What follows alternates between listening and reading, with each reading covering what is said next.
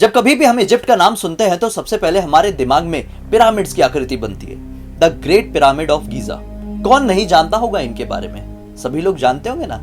लेकिन नहीं जानते होंगे तो आज की इस वीडियो में दी जाने वाली जानकारी को ब्लडी सत्य की आज के इस वीडियो में हम लोग डिस्कस करने वाले हैं कि क्या कितनी पॉसिबिलिटी है कि हिंदू देवी देवताओं ने ही the great pyramid of Giza का निर्माण किया था। इजिप्ट में जितने भी पिरामिड्स हैं उनका निर्माण हमारी हिंदू सभ्यता के द्वारा, हमारे हिंदू देवी देवताओं के द्वारा ही किया गया था। आइए इस रहस्य को समझने की, सुलझाने की पूरी कोशिश करते हैं। तो बात करते हैं सबसे पहले पिरामिड्स के शेप के बारे में। दरअसल इस शेप को आप ध्यान से देखेंगे तो क्या समझ में आता है, ये शेप हमारे मंदिरों से बहुत ज्यादा मिलता जुलता नहीं है। मंदिरों के जो गुंबद यानी कि जो मंदिर के शिखर होते हैं, ये इसी प्रकार से ना जाने कितने हजारों सालों से, कितने लाखों साल पहले से बनाए चले आ रहे हैं। दरअसल ये जो the great pyramid of Giza है ना, ये 2500 BC का, यानी आज से तकरीबन 4000 साल पुराना बस।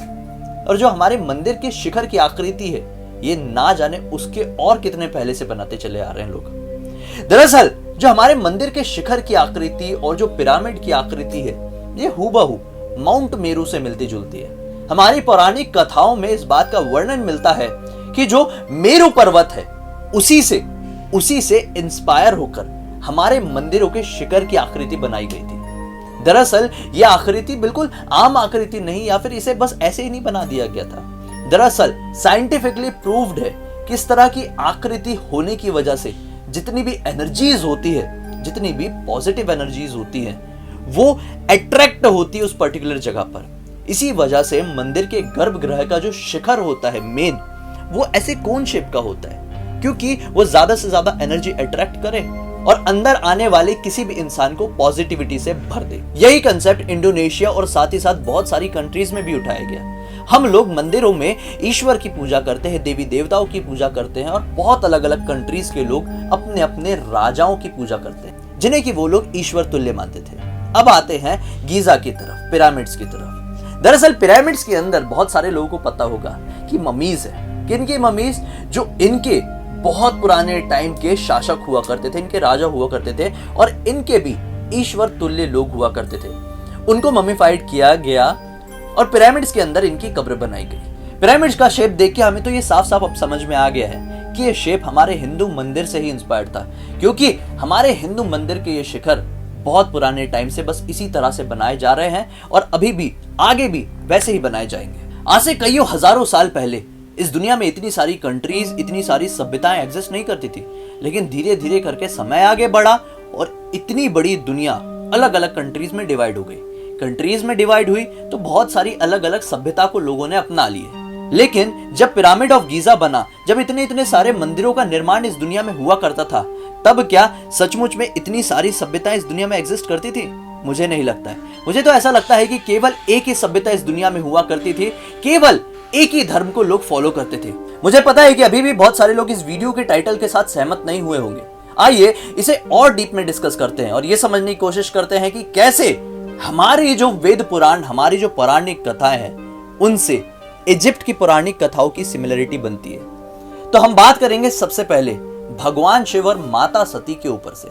दरअसल एक बार की बात है, हमारी पौराणिक कथाओं में बहुत अच्छे से वर्णन है, आप सभी लोगों को पता होगा कि प्रजापति दक्ष ने अपनी पुत्री यानी कि सती का विवाह भगवान शिव से करा दिया था। और एक ऐसा टाइम आया था कि प्रजापति दक्ष ने भगवान शिव को पूरी तरह से अस्वीकार कर दिया था। वो अपने महल में एक यज्ञ करा रहे थे, जिस यज्ञ में माता सती सम्मिलित हुई थी, जहां पर वो पहुंचने के बाद ये समझ पाई कि यहां पर तो भगवान शिव का तिरस्कार किया जा रहा है। जिस दुख में आकर माता सती ने खुद को अग्निदेव के हवाले कर दिया था, जिसकी वजह से माता सती का पूरा शरीर जल गया था। उन्होंने अपना देह त्याग कर दिया। इस बात की खबर जब भगवान शिव को पड़ी तो वो काफी ज्यादा क्रोधित हो गए। क्रोध में आके उन्होंने सब कुछ तहस महस कर दिया और माता सती का शरीर को अपने कंधे में टांगकर पूरे दुनिया का भ्रमण करने लगे। इस बात के ऊपर जब सभी देवताओं ने गौर किया तो वो समझ गए कि अब इस दुनिया में प्रलय आ जाएगा। तब भगवान विष्णु ने सुदर्शन चक्र की मदद से माता सती के पूरे शरीर के टुकड़े टुकड़े कर दिए। जहां जहां पर माता सती के शरीर के टुकड़े गिरे, वो जगह शक्तिपीठ में तब्दील हो गई। इसी तरह से इजिप्ट की भी पौराणिक कथाएं हमारी पौराणिक कथाएं से थोड़ी मोड़ी मिलती जुलती थी। दरअसल एक टाइम पर इजिप्ट में भी एक देवता हुआ करते थे जिनका नाम था ओसाइरस। ओसाइरस एग्रीकल्चर के देवता थे, फर्टिलिटी के देवता थे। ओसाइरस ने ही पहली बार दुनिया को एग्रीकल्चर का ज्ञान दिया था और सिविलाइजेशन की शुरुआत की थी। इसी वजह से इजिप्ट के लोग उनकी बहुत ज्यादा इज्जत करने लगे थे, उन्हें बहुत ज्यादा मानने लगे थे, उनकी पूजा अर्चना करने लगे थे, जो चीज उनके सगे भाई सेथ से देखी नहीं गई। सेथ ने एक दिन क्रोध में आकर धोखा देकर ओसाइरस की हत्या कर दी। हत्या करने के बाद उनकी डेड बॉडी को एक सोने के ताबूत में डाला और एक तलवार जैसी चीज की मदद से उनकी बॉडी के टुकड़े टुकड़े कर दिए। और टुकड़े टुकड़े करने के बाद उनके जो टुकड़े थे पूरी दुनिया में फैला दिए और कुछ नाइल रिवर में भी डाल दिए।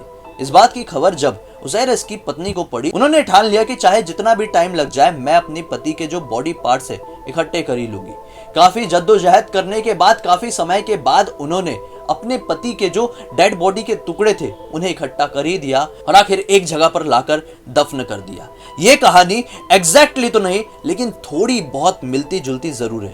आइए अगली कहानी की तरफ बढ़ते हैं जो कि काफी ज्यादा मिलती जुलती है। अर्धनारीश्वर के बारे में कौन नहीं जानता। भगवान शिव का एक ऐसा रूप जो कि माता सती के साथ जुड़ा हुआ है, एक ऐसा रूप जिसमें पुरुष भी है और नारी भी है, एक ऐसा रूप जो कि पूरी दुनिया की शक्ति को दर्शाता है, जो साफ साफ दिखाने की कोशिश करता है कि इस दुनिया से पुरुष और नारी कभी अलग नहीं हो सकते। पुरुष और नारी की मदद से ही ये दुनिया चलती है। और ना जाने बहुत सारा ऐसा ज्ञान है जो भगवान शिव के अर्धनारीश्वर अवतार से हमें समझ में आता है। हूबहू एक ऐसा ही रूप, एक ऐसे ही देवता इजिप्ट की पौराणिक कथाओं में समझ में आते हैं, जिनका नाम है वेजवर, जिनको इजिप्ट के लोग बिल्कुल हूबहू वैसी ही इज्जत देते हैं, वैसे ही सम्मान देते हैं, वैसे ही पूजते हैं जिस प्रकार से हम अर्धनारीश्वर को पूजते हैं, जिस प्रकार से हम अर्धनारीश्वर को मानते हैं। दरअसल वेजवर का एक रूप साफ साफ ये दिखाता है जो कि प्रेग्नेंट है, जो कि ये दर्शाता है कि ये दुनिया उनसे ही निकली है, और दूसरा रूप पुरुष को दर्शाता है। इजिप्ट के पौराणिक कथाओं के हिसाब से वेजवर लेक्स और नदियों से जुड़े हुए थे, और आप सभी लोगों को जरूर पता होगा कि भगवान शिव भी माता गंगा से जुड़े हुए हैं। भगवान शिव ने माता गंगा को अपनी जटाओं में समेट कर रखा है। अब ये कंसेप्ट तो सुनकर हमें समझ में आता है कि कहीं ना कहीं हमारी पौराणिक कथाएं इजिप्ट की पौराणिक कथाओं से काफी ज्यादा मिलती जुलती है। एक और सिमिलरिटी बताता हूं कि हमारी जो माता गंगा है, माना जाता है कि कई हजारों सालों से, कई लाखों सालों से इस दुनिया में प्रवाहित हो रही है। वैसे ही इजिप्ट की माइथोलॉजी में, इजिप्ट की पौराणिक कथाओं में यह माना जाता है कि नाइल रिवर वहां पर कई सालों से बह रही है। नाइल रिवर, जिसे नील नदी भी कहते हैं, इसके नीले रंग के कारण ही इसका ऐसा नाम पड़ा है।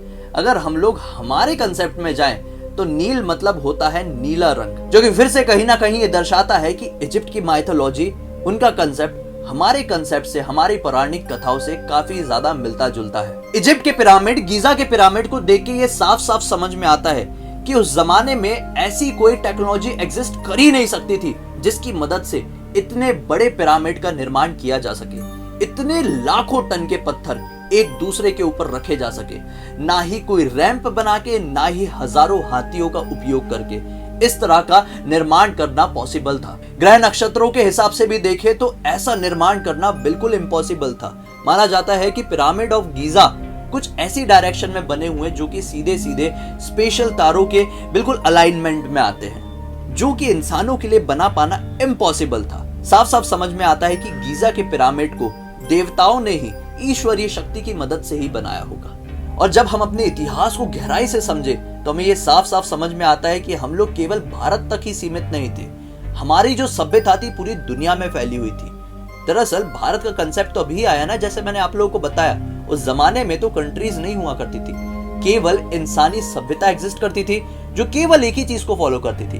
दुनिया आगे बढ़ी, कंट्रीज में बटी, सभ्यताएं अलग अलग आ गई, लैंग्वेजेस चेंज हुई और लोगों ने अपने अपने तरीके से लिखना शुरू कर दिया। जो नहीं बदला है वो है एक इतिहास, जिसे आप समझने की कोशिश करेंगे तो ये समझ जाएंगे कि कहीं ना कहीं ये सच्चाई है कि हमारे देवताओं ने ही कुछ ऐसी चीजें इस दुनिया को दी है जो किसी भी टेक्नोलॉजी के लिए बना पाना लगभग आने वाले हजारों सालों तक भी इम्पॉसिबल है और इम्पॉसिबल ही रहेगा। उम्मीद करता हूं दोस्तों आपको मेरा आज का वीडियो अच्छा लगा होगा। अच्छा लगा है तो इस वीडियो को लाइक कर दीजिए, चैनल को सब्सक्राइब करके बेल आइकन दबा के ऑल के ऑप्शन में क्लिक करना, कि इसी तरह के हैरान कर देने वाले यूनिक वीडियोस आप लोगों के सामने रेगुलरली लेके आते रहता हूं। इंस्टा की लिंक इस वीडियो के डिस्क्रिप्शन बॉक्स में ले क्लिक करके डायरेक्टली वहां पर पहुंच जाना। चलिए कल फिर से एक और कमाल की जानकारी या कहानी के साथ आप लोगों के सामने जाहिर हो जाएंगे। तब तक के लिए बहुत बहुत धन्यवाद। आपका दिन शुभ हो।